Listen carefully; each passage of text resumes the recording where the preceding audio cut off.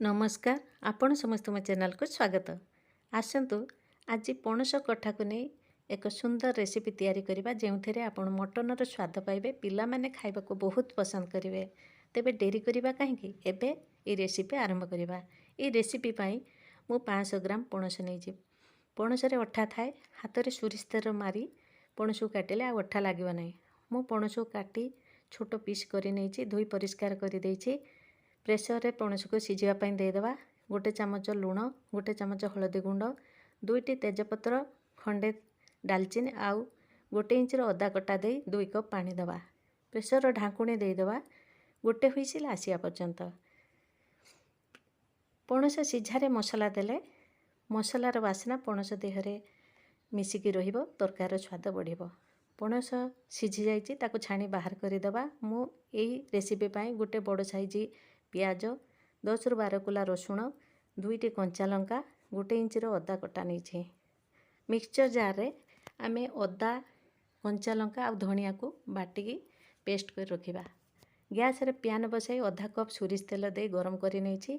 सिझाई रखिथिया पणस को दे भाजिबा। सोरिष तेल रे पणस को भाजिले पणसर स्वाद आउरी बढ़ी थाए, तरकारी मध्य बहुत भल लागिबो।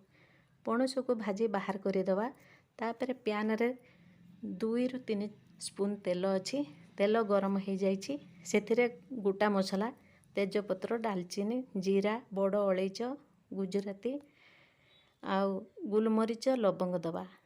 गोटा रसुण दे देछि 10 रु 12 कुला। गोटे बड़ साइज पियाज को बड़ खंड करी काटी थिनी ताको प्यान रे दे देछि। ए सब को टिक्के भल भाबे भाजिबा। टिक्के भाजी होला परे अदा, कंचा लंका आउ धनियार जो पेस्ट बाटी रखिथिले ताको दे दबा। गोटे बड़ साइज बिलाती कटा को देछि। गोटे चामच लुण, गोटे चामच हलदी गुंड आ गोटे चामच काश्मीर चिली गुंड देछि। पणस को जो सिझाई थिले ता मसला पानी ई मसला रे दे दबा। मसला सिझेबा पई 4 रु 5 मिनिट ढाकुणी ढाकी दबा। 5 मिनिट पर ढाकुणी बाहर करी देखिबा। मसला सिझी जाइछि, बिलाती सिझी जाइछि। गोटे चामच मटन मसला दबा। पणस तरकारी रे आमे मटनर स्वाद पाइबा पई। तापरे आमे ए रसुण आ पियाज बिलाती के भल भाबे चापी मसला को प्लेन करी नबा।